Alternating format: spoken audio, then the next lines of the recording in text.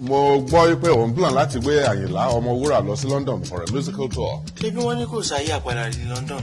àwa máa gbé àpàlà wọ London. London. And this is going to be Àyìnlá's debut.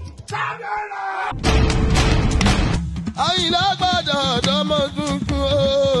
Discover his essence. Alhaji Àyìnlá ni mo wá rí. Láti bo. The roots that bore him. Èmi ò kì í ṣe ìyàwó yẹn. Ìyàwó mi yẹn. Ǹjẹ́ lè ọmọ àbúrò ìyá mi gangan báyìí. Mo rí bẹ́ẹ̀ ṣe wo ọmọ yẹn lọ. Àjẹ́ pé torí ìwà ìdí náà ló ṣe fẹ́ di sóyòyò tó ń bóra. His music. Kò tí wàhálà bá ní bí lájẹ́ ọ̀gá ta o. His craft. Lọ forúkọ mi sí London tí ẹ̀ ń lọ yẹn. Fún àbábà travel. Ẹgbẹ́ ti pé. Nìkan bá ti bẹ̀rẹ̀ eré bì, wọ́n kó tọ́ọ̀gì lọ. Títọ́ bá ti bẹ̀rẹ̀ eré bì, wọ́n kó tọ́ọ̀gì lọ. Mo rò pé nǹkan kan ṣe mọ́. Ẹ̀yin ìwà àgbà ní iṣẹ́ kìrìsì. New York ti bá wa rọ́ọ̀lù mi, ṣé kí n máa wòran ni? What did we do to him? Àyìnlá nìkan ló lè ṣe. We are in business. Táwọn èlé pé ìtọ̀ tó mọ̀ ẹ́.